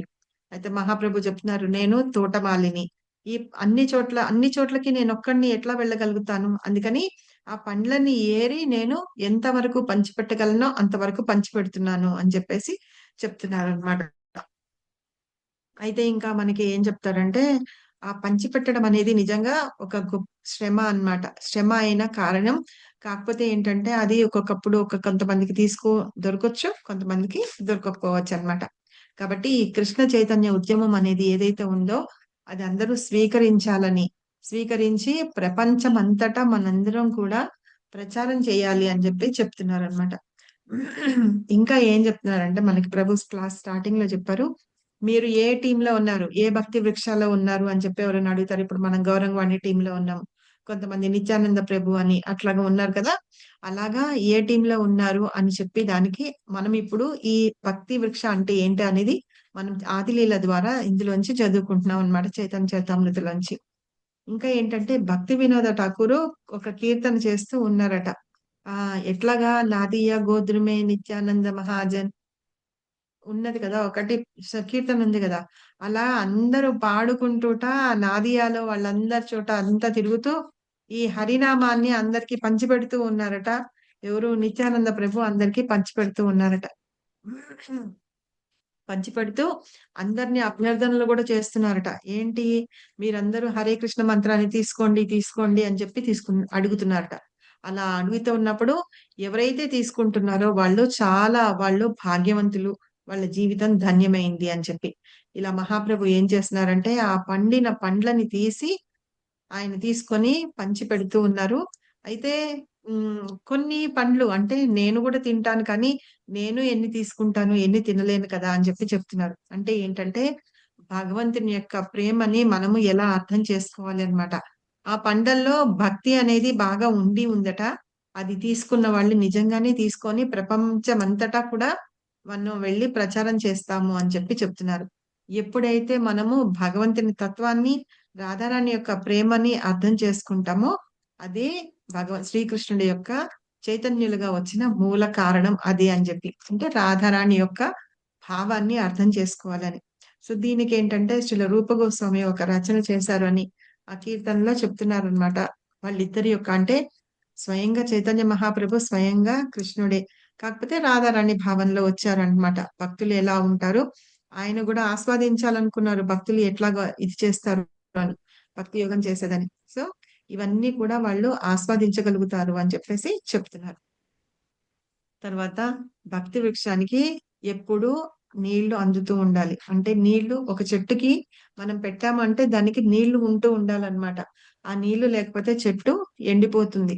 కాబట్టి అలాగా ప్రతిసారి నీళ్లు అందుతూ ఉండాలి. అది ఎలాగా ఎండిపోకుండా నేను దానికి నీళ్లు పోస్తూ తోటమాలిలాగా ఉన్నాను అని చెప్తున్నారు. అలా చేస్తున్నప్పుడే భగవంతుని ప్రేమ అనే ఫలాలు పండుతాయి అని. ఒకసారి చైతన్య మహాప్రభు ఒక చోట కూర్చొని ఉంటే భక్తులందరూ ఉంటారనమాట. వాళ్ళకి ఏంటంటే మామిడి పండు తినాలనిపించింది. అప్పుడు ఏం చేశారు, అక్కడ మహాప్రభు ఒక చిన్న కట్టెని తీసి విసిరేస్తారనమాట. విసిరేస్తే అక్కడ ఒక మామిడి చెట్టు వస్తుంది. ఇమ్మీడియట్ గా వచ్చేస్తుంది. మామిడి చెట్టు వచ్చేస్తుంది, దానికి కాయలు వచ్చేస్తాయి, ఆ కాయలు పండ్లు అయిపోతాయి. తర్వాత వితిన్ మినిట్స్ లో వచ్చేస్తే ఆ తర్వాత అక్కడ అందరూ కోసుకొని తింటారనమాట. వెళ్ళి తీసుకొని తినండి అంటే అందరూ వెళ్ళి తీసుకొని తింటారు. ఆ పండ్లల్లో తొక్క ఉండదు, టెంక ఉండదు, ఏముండదు, చాలా అమృతంలాగా ఉంటుంది అనమాట. అలా ఎన్ని కావాలంటే అన్ని కోసుకొని అందరూ కడుపు నిండా తింటారనమాట. అలాగా మహాప్రభు ఇక్కడ భక్తి వృక్ష అనే చెట్టుని ఇక్కడ నాటి, అంటే వాళ్ళందరినీ తయారు చేసి వాళ్ళందరికీ అంటే నీళ్లు పోస్తూ ఉన్నారనమాట. ఆ చెట్టుకి నీళ్లు పోస్తూ పెంచుతున్నారు. అలా పెంచుతూ ఉంటే భగవంతుని యొక్క ప్రేమ అనే ఫలితాలు అందులోకి ఫలాలు, ఆ పండ్లు లాగా రావాలి చూసారా, అది భగవంతుని మీద ప్రేమ అనే పండ్లు రావాలన్నమాట. దానికని చెప్పి ఆయన చేస్తూ ఉన్నారని. అయితే ఇక్కడ ఏం చెప్తున్నారంటే భగవంతుడు అనంతుడు అని, అతని కోరికలు కూడా అనంతంగా ఉంటాయని. అయితే ఈ ఫలాలన్నీ కూడా అలా అనంతంగా వస్తూ ఉంటాయని మనం ఇలా కంపేర్ చేసుకుంటే భౌతిక సంబంధమైన విషయాలతోటి మనం కంపేర్ చేసుకుంటే దానికి సరిపోతుంది అని చెప్తున్నారు. అయితే భగవంతుని యొక్క సంకల్పం మూలంగానే ఆ చెట్లకి పండ్లు, మామూలుగా చెట్లకి పండ్లు గాని మనం తినే ఆహార పదార్థాలన్నీ కూడా వస్తూ ఉంటాయని. అయితే జనాలందరూ ఎవరెవరైతే ఉన్నారో వాళ్ళందరూ కూడా భక్తితో ఉంటూ ఉంటారనుకోండి, వాళ్ళకి కరెక్ట్ గా భగవంతుడు ఆహారం అందిస్తారు అని చెప్తున్నారు. చాలా చాలా మందికి ఇప్పుడు పుట్టించిన వాడు తర్వాత ఆహారం అందించరా అని చెప్పి మనం చెప్తూ ఉంటాం చూసారా, అలాగనమాట. కాకపోతే ఏంటంటే జనాలు ఏం చేస్తూ ఉన్నారు, మనకి ఇది శ్రీమద్ భాగవతంలో కూడా ఉంది. వాళ్ళు ఏం చేస్తున్నారు, ఆ ధాన్యాన్ని వాటన్నిటిని వాళ్ళు దాచిపెడుతున్నారనమాట. ఇంకొకళ్ళకి అందకుండా దాచిపెడుతూ ఉన్నారట. అందుకని ఏంటంటే గ్రీడ్ అంటాం చూసారా, ఆ గ్రీడ్ మూలంగా వాళ్ళు దాచిపెట్టుకుంటూ ఉంటారు. దాచిపెట్టుకుంటూ ఉంటే ఆహార పదార్థాల యొక్క కొరత వచ్చినట్టుగా మనకందరికీ క్రియేట్ చేసేసి వాటి రేట్లన్నీ ఇష్టం వచ్చినట్టుగా పెంచేయడం అనేది జరుగుతూ ఉందని. అలా చేయకూడదన్నమాట. నిజంగా జనాలందరూ కృష్ణ భక్తి భావంలో ఉన్నారనుకోండి, ఆ సంకల్పంతోటి వాటితోటి ఆహార ఉత్పత్తి అనేది కరెక్ట్ గా జరుగుతూ ఉందని. ఎప్పుడైతే ఆ రాజ్యంలో గాని ఆ దేశంలో గాని జనాలు భగవంతుని యొక్క భక్తిలో లేరనుకోండి, ఇంక్లూడింగ్ రాజులు కూడా లేరనుకోండి, దుర్మార్గులుగా ప్రవర్తిస్తూ ఉంటే వేనరాజు తెలుసు కదా మీకు, భాగవతంలో ఉంటుందన్నమాట. ఎంత దుర్మార్గుడు అంటే అందరినీ జనాల్ని అంటే ప్రజల్నే హింసిస్తూ ఉంటాడు. బ్రాహ్మణుల్ని, గోవుల్ని అన్నిటిని హింసిస్తూ ఉంటాడు. ఒక రాజు అయ్యుండి. ఒక రాజు ప్రజలందరినీ కన్న పిల్లల్లాగా చూసుకోవాలి. కానీ అలాగా చెయ్యడన్నమాట. అలా చేయకపోయేటప్పటికి ఈ బ్రాహ్మణులందరూ వీళ్ళు భరించలేక అతన్ని సంహరించేస్తారు. సంహరించేస్తారు. అప్పుడు తర్వాత ఆయన శరీరం నుంచి మర్దన చేస్తే పృథు మహారాజు వస్తాడనమాట. పృథు మహారాజు ఎవరో కాదు, భగవంతుడి యొక్క శక్త్యావేశ అవతారమే. అంతా బాగానే చేస్తూ ఉంటారు కానీ భూదేవి కావలసిన ఆహార పదార్థాలు ఇవ్వదన్నమాట. ఎందుకు అంటే అంతకు ముందు ఆ రాజు అట్లా ఉన్నాడు, అంతా అలా ఉంది కాబట్టి ఆవిడలో దాచేసుకుంటుంది అవన్నీ, బయట ఇవ్వదన్నమాట. అప్పుడు దాన్ని మదించి చిలికిన తర్వాత ఆ రాజు యొక్క మంచితనాన్ని చూసి ఆవిడ మళ్ళీ ఆహార పదార్థాలు, ఔషధాలు ఏవేవైతే ఉన్నాయో అవన్నీ ఇస్తుందన్నమాట. సో అట్లా ఏంటంటే మనం ఎప్పుడైతే కృష్ణ భక్తి భావంలో ఉంటామో చేస్తామో అప్పుడు మనకి నిజంగానే ఈ ఆహార ఉత్పత్తి అనేది కరెక్ట్ గా, అంటే ఇక్కడ పుష్కలంగా అని చెప్పారు. పుష్కలంగా అంటే ఎవ్వరికి ఎలాంటి లోటు లేకుండా జరుగుతూ ఉంటుందని, తర్వాత అలాగ ఉన్న వాళ్ళకి ఆర్థిక సమస్యలు కూడా ఉండవని, ఈ విషయాన్ని మనందరం అర్థం చేసుకోవాలి అని చెప్తున్నారనమాట. కానీ ఈ శాస్త్రవేత్తలు వీళ్ళు అందరూ వాళ్ళు ఏదన్నా చేయగలరా అంటే ఎవ్వరు ఏది చేయలేరు. మనం కృష్ణ కాన్షియస్ లో ఉండాలి. భగవంతుని భక్తి దానిలో ఉంటూ మనం ఎలా ఉంటాము అలా ఉంటే గనక దాన్ని బట్టి ఈ ఆహార పదార్థాల సరఫరా కూడా కరెక్ట్ గా జరుగుతుంది అని, ఆహార కొరత అనేది ఉండదు అని చెప్పేసి ఇందులో మనకి పర్పట్ల శ్రీల ప్రభుపాద చెప్తున్నారు. కాబట్టి ఈ కృష్ణ చైతన్య ఉద్యమాన్ని ప్రపంచమంతటా పంచిపెట్టాలి అని మనము ప్రభుపాద బుక్ చదువుకుంటున్న వాళ్ళలో మనలో ఎవరైనా ఉంటే గుర్తుండాలి.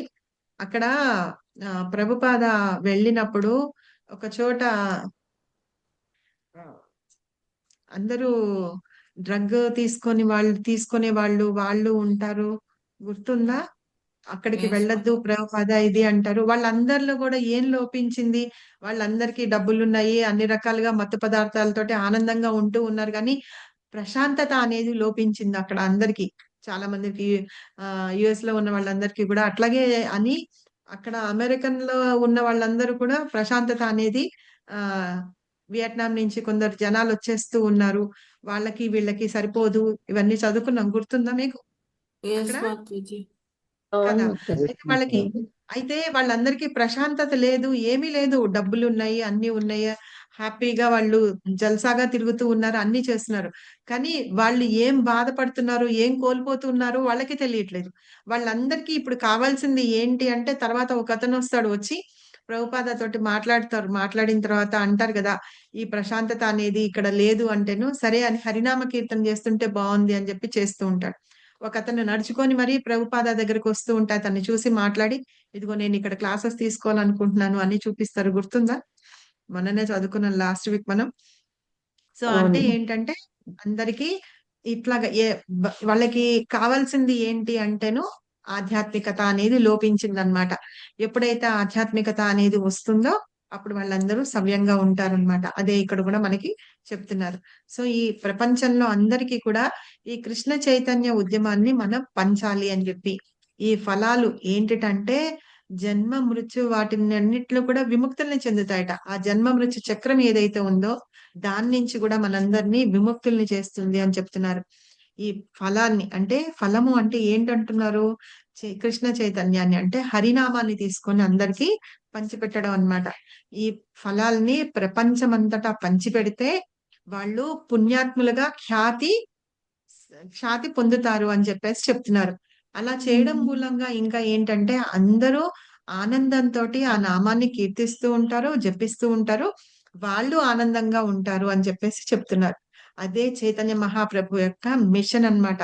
భవిష్యత్తులో అలాగా అవ్వాలి అని చెప్పి మహాప్రభు ఆయన ఊహించుకున్నారు, కావాలనుకున్నారు. అది ఇప్పుడు జరుగుతుంది చూడండి. అంతా ప్రపంచమంతటా అందరూ హరినామాన్ని జపిస్తూ ఉన్నారన్నమాట. హరే కృష్ణ మంత్రాన్ని జపిస్తూ ఉన్నారు. ఆ సంకీర్తన చేస్తూ ఉంటే శాంతి దొరుకుతుందన్నమాట.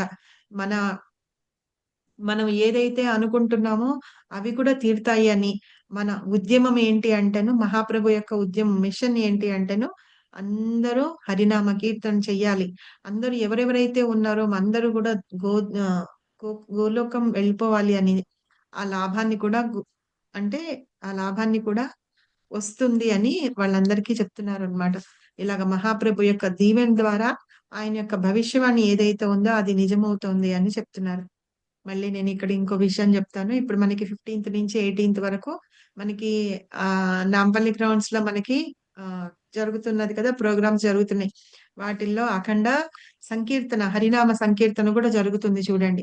అంతకు ముందు ఒకసారి 1970s లోనో ఇప్పుడు ఇక్కడ హైదరాబాద్ లో వాటర్ స్కేర్సిటీ ఉండేదన్నమాట. అప్పుడు శ్రీల ప్రభుపాద వచ్చేసి అలాగే నాంపల్లి గ్రౌండ్స్ లో అనుకుంటా, ఎగ్జిబిషన్ గ్రౌండ్స్ లోనే ఎక్కడో హరినామ కీర్తాన్ని కంటిన్యూస్ గా చేపిస్తూ ఉండేవారట వచ్చి. అందరూ అన్నారట ఈ హరినామానికి వానలు పడతాయని. న్యూస్ పేపర్స్ లో కూడా వచ్చింది, వస్తుంది తర్వాత రెండో రోజున వాన పడింది అని. సో ఇట్లా ఏంటంటే హరినామానికి అంత శక్తి ఉంది. భగవంతుడి నామానికి డిఫరెన్స్ లేదన్నమాట, ఇద్దరు ఒకటే. ఆయన యొక్క శక్తినే నామంలో పెట్టారు అని. కాబట్టి ఆ నామాన్ని మనం జపిస్తూ ఉంటే గనక ఆ శక్తి అనేది మనకి కలుగుతుంది అని చెప్పేసి చెప్తున్నారు. కాబట్టి ఆ ఉద్యమం యొక్క లాభం అంతా మనకి ఏ లాభంతో మనం చేస్తూ ఉన్నామో ఆ లాభం మనకి వస్తుంది అని. సో ఇది చాలా మంచి శ్లోకము. భరత భూమి హైల మనుష్య జన్మయాన జన్మ సార్థక కరి కర పర ఉపకార. పరుల కోసం ఉపకారం చేయకపోతే భారత భూమిలో పుట్టిన మన జీవితానికి అర్థం ఏంటి అని దీని మీనింగ్ అన్నమాట. ఈ శ్లోకానికి మీనింగ్ వీలైతే బైహార్ట్ చేయండి కూడా ఈ శ్లోకాన్ని. కాబట్టి ఏంటంటే ఇతరుల లాభాని కోసం మనం చెయ్యాలి అంటే మనకున్న ఆస్తిపాస్తులు పంచిపెట్టమని అవన్నీ కాదు. మనం భక్తిలో ఉంటూ ఉన్నామంటే ఇంకొకళ్ళకి ఆ హరినామాన్ని పంచిపెట్టమని అర్థం. వాళ్ళ దానికి మనం ఏం చేయగలం చెప్తారనమాట.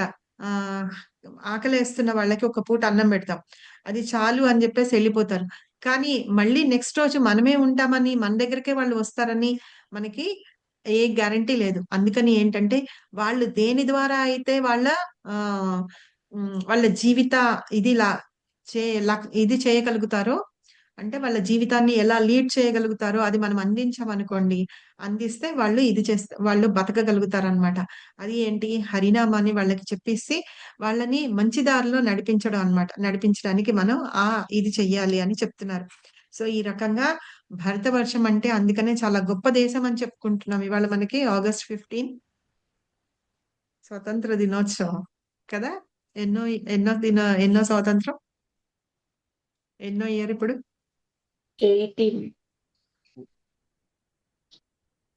ఎవరు మాతాజీ. మాట్లాడారు? 81 మాతాజీ. 80 మాతాజీ. 82. సో ఇట్లాగా ఏంటంటే మన దేశము రాముడు పుట్టిన దేశం, కృష్ణుడు పుట్టిన దేశం మనకి, అంటే అవతరణ తీసుకున్నారు దేశం మనది. కాబట్టి అలాగా మహానుభావులందరూ నడిచిన దేశం. అందుకని ఇంకా ఏం చెప్తారంటే గొప్ప గొప్ప భగవంతుని యొక్క భక్తులు ఎవరైతే ఉన్నారో వాళ్ళందరూ కూడా నడిచిన ప్రదేశం. కాబట్టి మామూలుగా మనం తీర్థస్థలాలకిను నదులకి స్నానాలు చేయడానికి వెళ్తాం కదా, అవసరం లేదుట. ఎవరైతే శుద్ధ భక్తులు ఎవరైతే ఉన్నారో వాళ్ళు నడిచిన ప్రదేశమే అది తీర్థస్థలంట. భాగవతంలో మనం చదువుకున్నాం, మీకు గుర్తుంటే గనక. సో అది తీర్థస్థలంతో సమానం అవుతుందట. సో అలాంటిది భరత భూమి. కాబట్టి అలాంటి గొప్ప భరత భూమిలో మనం జన్మించినందుకు మనం ఏం చేయాలి అంటే మన జన్మని సార్థకత చేసుకోవాలి అని చెప్తున్నారు అనమాట. ఇక్కడ మనకి మన ప్రభు ఇంకా చాలా చాలా విషయాలు చెప్తున్నారు. భారతదేశంలో గయా, బెనారస్, మధుర, ప్రయాగ, బృందావన్, హరిద్వార్, రామేశ్వరం, జగన్నాథ్ పురి, తిరుపతి లాంటి గొప్ప గొప్ప తీర్థక్షేత్రాలు, పుణ్యక్షేత్రాలు ఉన్నాయి కదా. అక్కడ ప్రతిరోజు ఎన్నో వేల లక్షల మంది భగవంతుని దర్శనానికి వెళ్తూ ఉంటారు అని చెప్పి. ఎంత నమ్మకం లేకపోతే భగవంతుడి మీద అంతంత మంది దర్శనానికి వెళ్తూ ఉంటారు, అవునా. సో కులవెచ్చ శ్రీధర్ అని ఒక ఆయన ఉన్నారు. ఆయన భగవద్ధామానికి వెళ్ళిపోయాడు. ఎలా వెళ్ళిపోయాడు అని చెప్తున్నారు ఇక్కడ ప్రభు మనకి. ఒకటే ఒక దోవతి ఉండేదిట, అది కూడా మొత్తం అంతా చిరుగులు ఉండేదిట, వేసుకునేవాళ్ళట. అయితే బంగాల్లో అందరి ఇళ్లలోనూ ఇంచుమించుగా అరటి చెట్లు ఉంటూ ఉండేవిట. అరటి చెట్లు, మన ఇంట్లో చెట్లు ఉన్నాయంటే మనం బయట కొనుక్కోవాల్సిన అవసరమే ఉండదు. కానీ ఆయన ఏం చేసేవాడటంటే అరటి ఆకులు, ఆ దువ్వ ఉంటుంది చూసారా, అవి, ఆ పండ్లు, పువ్వులు, అరటి పువ్వు అంటాం, చేసుకుంటాం మనం, అవన్నీ అమ్ముతూ ఉండేవాడు అనమాట. వచ్చిన దానిలో 50% అంటే భగవంతుని దానికి ఇచ్చేస్తూ ఉండేవారు అనమాట. అలాగే చైతన్య మహాప్రభు వచ్చి రోజు ఆయన దగ్గర ఎంత డబ్బు ఉంటే అంత డబ్బు లాగేసుకొని తీసుకొని వెళ్ళిపోతూ ఉండేవాళ్ళు అనమాట. కానీ ఒక్కరోజు కూడా నా దగ్గర లేదు ఇది అని ఎప్పుడు బాధపడేవాడు కాదు. తన గుడిసె కూడా ఉండేది, పైన చిల్లులు అవి ఉంటూ ఉండేవి, వాన పడుతూ ఉండేదన్నమాట అందులోంచి. అలాంటి ఇంట్లో ఉంటూ ఉండేవాడు అనమాట. అయినా చాలా ఆనందంగా ఉండేవాడు అని చెప్పేసి. సో ఇట్లా మనకి ఏంటంటే మన గురు మహారాజ్ కూడా ఇప్పుడు చెప్తున్నారు, మీరు సంపాదించిన దానిలో 11% భగవంతుని దానికి ఆధ్యాత్మిక కార్యాలకి ఉపయోగించండి అని చెప్పి చెప్తున్నారనమాట. అయితే ఎవరైతే భగవంతుడి మీద ఆధారపడతారో వాళ్ళని నిజంగా అంటే వాళ్ళ భోజనం కోసం వాటి కోసం భగవంతుడి మీద ఆధారపడతారో వాళ్ళని సన్యాసి అంటారు అని చెప్పేసి అంటున్నారు. అయితే మన నోరు ఉంది కదా, ఆ నోరుతోటి తప్పుడు మాటలు అవి మాట్లాడకుండా భగవంతుడి నామాన్ని, ఒకవేళ అలాగ మాట్లాడుతూ ఉంటే పిచ్చి పిచ్చి మాటలన్నీ మాట్లాడుతూ ఉంటే అప్పుడు హరినామాన్ని పలికే శక్తి ఉండదుట. హరినామాన్ని ఎలా పలుకుతాము అని. అంటే ఇవాళ రేపు పిల్లలు ఎలా ఉన్నారు అని చెప్పేసి మనకి ప్రభు చెప్తున్నారు. వాళ్ళు ఏంటో ఈ సొసైటీలో మేమేదో ఇది కాలం మారిపోయింది, జీజెడ్ ఇవి అవి అంటూ ఉన్నారు కదా జనరేషన్లు ఎందుకు మారినాయి, అప్పటి తల్లిదండ్రులు వాళ్ళే ఉన్నారు ఇది అని చెప్తున్నారు ప్రభు. ఆ మాటలు పిచ్చి మాటలు మాట్లాడుతూ ఉంటే వాళ్ళకి హరినామం అనేది ఎలాగ వాళ్ళ నోట్లో వస్తుంది అని చెప్పి, ఇలాంటి ఇప్పుడు ఉన్న జనరేషన్ లో ఉన్న పిల్లల్ని చూస్తుంటే పాపం అనిపిస్తూ ఉంటుందని ప్రభు చెప్తున్నారు. కాబట్టి మన కర్తవ్యం ఏంటంటే వాళ్ళని మంచి దారిలో పెట్టడము, భక్తి మార్గంలోకి తీసుకురావడం అనేది మన కర్తవ్యము అని చెప్తున్నారు. సో ఈ రకంగా ఏంటంటే అలా చేస్తూ ఉంటేట మనం సత్వగుణంలోకి కాదు శుద్ధ సత్వగుణంలోకి తీసుకురావడానికి ప్రయత్నం చేయాలి అని చెప్పి చెప్తున్నారు. మన ప్రాణము, ధనము, బుద్ధి, మన వాక్కు ఏవైతే ఉన్నాయో అవన్నీ వేరే వాళ్ళకి లాభదాయకంగా చేకూర్చడానికి చెయ్యాలి. అంటే వాళ్ళకి శ్రేయోదాయకం వాళ్ళు అంటే వాళ్ళని భక్తిలో ఆధ్యాత్మికతలో ముందుకు తీసుకెళ్ళడానికి మనం ట్రై చేయాలి. అదే ఆధ్యాత్మికత అని చెప్తున్నారు. అయితే ఒక చేతనాయుక్త వ్యక్తి అంటే మనలో చేతన ఉందనుకోండి, అప్పుడు మనమే ఇంకొకళ్ళలో చేతన తీసుకురాగలుగుతాం అన్నమాట. అది ఒక చేతనాయుక్త వ్యక్తి అందరిలోనూ చేతన తీసుకొని వస్తారు అని చెప్తున్నారు అన్నమాట. అంటే వేరే వాళ్ళ కోసం, వాళ్ళ లాభం కోసం పాకులాడే వాళ్ళు ఎవరైతే ఉన్నారో వాళ్ళ మనస్సులో ద్వారా, బుద్ధి ద్వారా, ఆలోచన ద్వారా, వాక్కు ద్వారా తప్పకుండా వాళ్ళకి సహాయం చేసి వాళ్ళని భక్తిలోకి తీసుకొని వస్తారు అని చెప్పి చెప్తున్నారు. యాంత్రిదేవావ్రతా దేవన్ పితృన్ యాంతి వ్రతాన్ అని చెప్తున్నారు. ఈ శ్లోకం భగవద్గీతలో ఉంది. ఎవరైతే దేవతల్ని పూజిస్తారో వాళ్ళు దేవతల్లో జన్మిస్తారని, పితృదేవతల్ని పూజించే వాళ్ళు అక్కడ అని, అలాగే భూతపేత పిశాచాలని పూజించే వాళ్ళు అక్కడ జన్మిస్తారు అని. కాబట్టి భగవంతుణ్ణి పూజిస్తే కనుక మనం భగవంతుని ధామానికి వెళ్తాం అన్నమాట. ఎప్పుడైతే మనం భగవంతుణ్ణి పూజిస్తామో అంటే కృష్ణాన్ని పూజిస్తామో అందరూ పూజింపబడతారు. కాబట్టి మనం ప్రత్యేకంగా వాళ్ళందరినీ పూజించాల్సిన అవసరం లేదు. కానీ మనం ఏంట్లా మాట్లాడుతా అంటే వీళ్ళని పూజిస్తే వాళ్ళని పూజించినట్టు అవుతుంది అని మాట్లాడుతుంట. ఎప్పుడైనా మీరు ఎవరైనా చూసారా గంగా నది ఉల్టా వెనక్కి వైపుకి ప్రవహించడం మీరు ఎప్పుడన్నా చూసారా? స్లోప్ ఎటువైపు ఉందో అటువైపే ముందుకు ప్రవహిస్తూ ఉంటుంది కానీ వెనక్కి ఎప్పుడు వెళ్ళదని, అది ఉల్టా గంగా అంటున్నారు ప్రభు. అయితే ఎప్పుడన్నా చూసారా అని, ఎప్పుడు వెళ్ళదన్నమాట, వెనక్కి వెళ్ళదు. గంగ ముందుకే ప్రవహించి వెళ్ళి సముద్రంలో కలుస్తుందని. కానీ మనం ఏంటంటే ఎలాంటి జీవితం జీవిస్తూ ఉన్నామంటే దానికి మనం వ్యతిరేకంగా మాట్లాడుతున్నాం అన్నమాట. ఉన్నదానికి వ్యతిరేకంగా మాట్లాడుతూ ఉన్నారట. పశువుల జీవితం లాంటి జీవితాన్ని మనం జీవిస్తూ ఉన్నామని. అయితే భక్తి అనేది చాలా ఈజీ అని భక్తి రసామృత సింధులో చెప్పారు అని చెప్తున్నారు. అందులో ఏంటంటే భక్తి చాలా ఈజీ అంటే మనం భగవంతుడికి పత్రం పుష్పం ఫలంతోయం యోమే భక్త్యా ప్రయచ్చతి. భగవంతుడికి ఒక పత్రం గాని, పుష్పం గాని, ఫలం గాని మనం పెట్టాలి. పెడుతూ ఎట్లాగా భక్తితోటి పెట్టాలి అని చెప్తున్నారు. ప్రేమతోటి, భక్తితోటి పెట్టామంటే చాలు అని. అలా చేస్తేట కృష్ణ స్వయంగా మనల్ని తీసుకుంటారు, తన దగ్గరకు తీసుకుంటారు. ఆయనకి కూడా మన మీద ప్రేమ ఉంటుందని. అయితే ఎలాగా అంటే కృష్ణుడికి ప్రేమతో పెడితే ఒక చిన్న మెతుకు తిన్నా కూడా, అంటే పాండవులు అరణ్యవాసంలో ఉన్నప్పుడు దుర్వాస ముని వస్తాడు.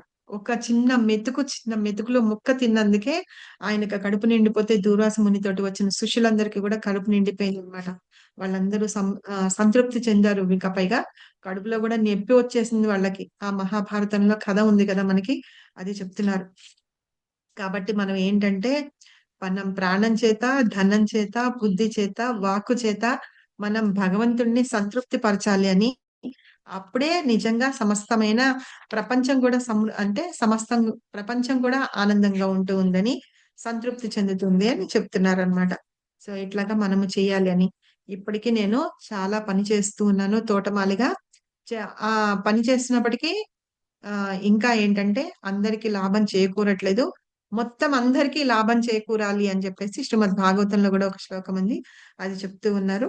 అదే శ్రీకృష్ణుడు ఆయన యొక్క భక్తి అనే ఫలాన్ని ఏదైతే ఉందో అందరినీ పంచిపెట్టడమే ఈ భక్తి వృక్ష యొక్క ముఖ్యమైన ఉద్దేశం అన్నమాట.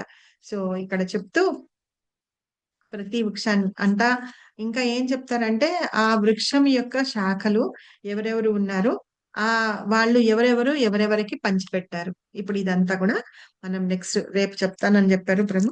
సో ఇది థ్యాంక్ యూ వెరీ మచ్. నేను ఏమైనా తప్పులు చెప్పుంటే క్షమించండి. నా వర్డ్స్ తోటి ఎవరన్నా హర్ట్ చేస్తుంటే కూడా క్షమించండి. వాంఛా కల్పతరుభ్యశ్చ కృపా సింధుభ్యో చ పతితానాం పావనేభ్యో వైష్ణవేభ్యో నమో నమః. అనంతకోటి వైష్ణవునికి జయ, అనంతకోటి ఆచార్యునికి జయ, శ్రీల ప్రభుపాదకి జయ, శ్రీల గురుదేవుకి జయ, నీతై గౌర్ సీతానాథ్ ప్రేమానందే హరి హరి బోల్. Thank you very much. Hari Krishna. Krishna. ఏమన్నా Hare thank Krishna you very Mataji, much Mataji. Hare ధన్యవాదాలు. కృష్ణ. హరి ఓం ఏ మాతాజీ. శ్లోకం వరకు చెప్పారు మాతాజీ? శ్లోకం నెంబర్ ఎక్కడ ఆపారు? ఓకేనా? 41 వరకు చెప్పారు 44 45 కూడా చెప్పారు మరి. ఓకే 45 కూడా చెప్పారు. Thank you Mataji. Thank you. Hare Mataji Krishna Mataji, ప్రణామాలు మాతాజీ, కృష్ణ ప్రణామాలు. హరే కృష్ణ. చెప్పండి మరి. హరి బోల్.